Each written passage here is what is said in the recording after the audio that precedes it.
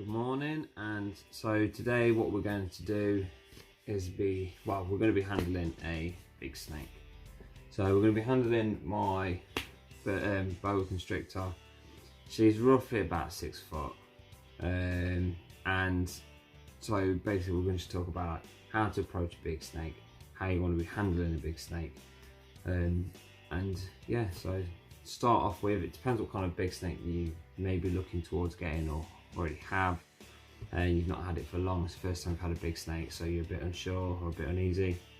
First time I've ever had a big snake like this, but I've got the confidence and experience to know how the snake's feeling, you know, whether she's grumpy, you know, or she's feeding response or anything like that. So start with, if you haven't got one already, I mean, this snake hook's a bit small for her, so I am getting a new snake hook which is being custom made for me, so I'm not going to need this, but you may need a snake hook.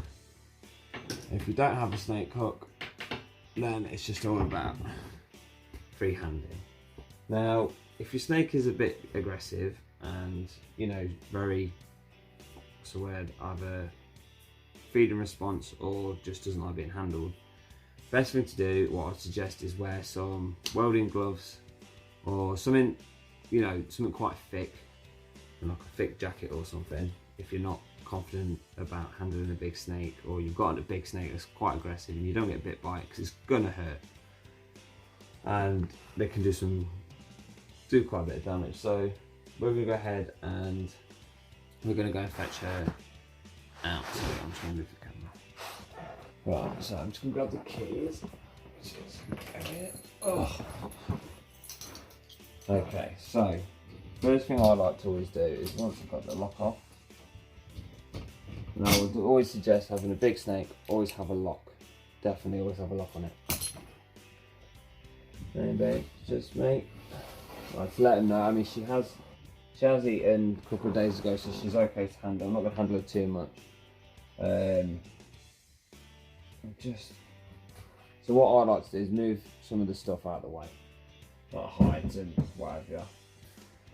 And then what I like to usually do is I just start off with a quick strike, just to let her know that's okay, we're here. I mean, if your snake's aggressive, chances are you won't be able to put your hand in there, it's probably popping out at you and stuff. So if you do have an aggressive snake, best thing to try and do is get your snake hook, just put it towards its face, keep its head away from you, and we start from the tail, right? Now, Red, she's come on, baby. So I like to try and get the tail out first, then the head. So as you can see, that's it. Now, at the moment, she's just being curious. So the tongue flicker, it's fast tongue flicking. She's just being curious, she's just tasting the air, seeing what's going on. And with big snakes especially, while it is, I've still got her, but she's on the floor, she's resting. She knows it's okay, I'm not going to hurt her. You genuinely get like this vibe from big snakes, and it can be quite intimidating, especially when the head turns to you or they move a bit quick. Let me just move the camera for you so that you can. That's it, that's better.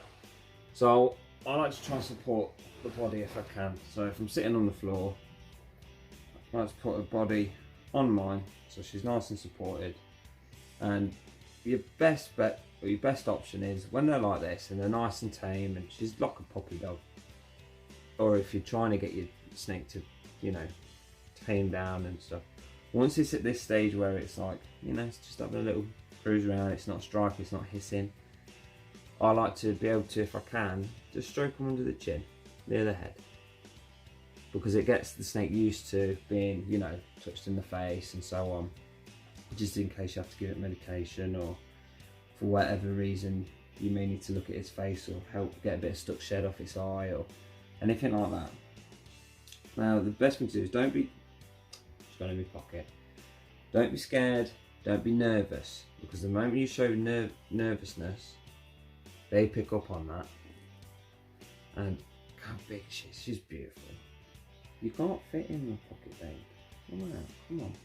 When this big snake starts to do this, it starts to go in your pockets, in your trousers, and it's really difficult to get them back out. Now, I don't know how I'm going to get her back out, because, like I said, they're big snakes. They're heavy. And you can't really... Alright, okay. She's just hissed at me because she didn't like that. So what I'm going to try and do is let her come out in her own accord. Right, I've got you. And then turn around. Like I said, I don't want to handle her too much because she did feed the other day. Then what I do is I just put her head back there in the tank, and away she goes. And she's coming through my pocket. Yeah, the minute she's on newspaper, she will be on substrate. Substrate should be coming today, but it all depends on if the delivery gets here or not. But she's happy. I mean, she's fine. She could have, if she wanted to, she could have been like, hang on, I'm chilling out here. Oh, leave me alone. But she's a lovely snake. She really is a lovely snake. Well, like I said, if you've got big snakes, big reptiles, that goes the same for lizards. If you've got, you know, big water monitors and tegus and stuff like that, works the same way. Even if it's got 4 legs or no legs. If it's never been handled before, or it's not a great handler, like, you know, you go in there, it's already trying to rip your hand off, or it's trying to bite you, everything else. Every day, just spend, like, she's not aggressive, she's puppy dog tame, so I can get her out whenever I like, kind of thing, and I don't have to worry. But if you do have an aggressive reptile, lizard, snake, you name it, whatever, it doesn't matter. Best thing to do is spend the time with that animal. You know, take it out every, I don't know, like take it out every, well, I like to say every day. So once a day, even twice a day if you want to, but not for too long, maybe 5-10 minutes at a time. You know, don't go in there gun ho like, I've just got to grab it, I've just got to get by the back of the head or anything like that. Don't do that. Because then that snake then associates you as like, basically you're a predator. So always go from underneath, try and scoop them up from underneath. Never just grab them, because if you come from the top, you gotta imagine, like, it's in the wild, there's a predator around. It's gonna grab from the top. Whether it's a bird, like an eagle's gonna grab them, or, you know, a falcon, or, you know, it could be anything. Could be anything that's gonna try and want to kill or eat this. So always try and, if you can, let them know you're there first. Stroke them a little bit and just be like, oh, it's okay. Like, I mean, I talk to my snakes. You know, to me they're like dogs, so, you know, people might think that's weird. Can be a bit weird if you're not that into your reptiles, or you don't really understand why people like reptiles. But yeah, I like to just let them on there, stroke them, get them hand underneath them if I can. Her, it's a bit harder because she's so dense, you can't really wedge your fingers under, so you kind of have to work your fingers underneath, like by walking from the side and up, and then pull her out.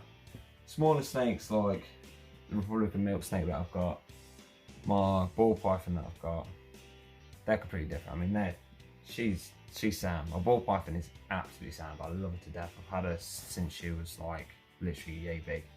Now she's four and a bit foot plus. So I've had her like 9 years. And yeah, don't get me wrong, she can be bigger, a lot bigger, but I don't, how I feed mine is, so basically, I don't feed it once a week, once every 2 weeks, or twice a week or so on. I literally feed them, so whenever they kind of look hungry, or so I might feed 1 week, might be another 3 weeks till I feed it again, because I try and mimic the wild, because in the wild they won't get a regular routine of feeding, so why do that in captivity and then shorten their lifespan because you're overfeeding? So, I mean, there's pros to it. So like if you're coming up to breeding season, or you need to get them a little bit fatter for weight, so when they do produce eggs and lay eggs, they've got some fat to burn. So you don't want everyone an underweight snake to breed. So she's perfect in every way.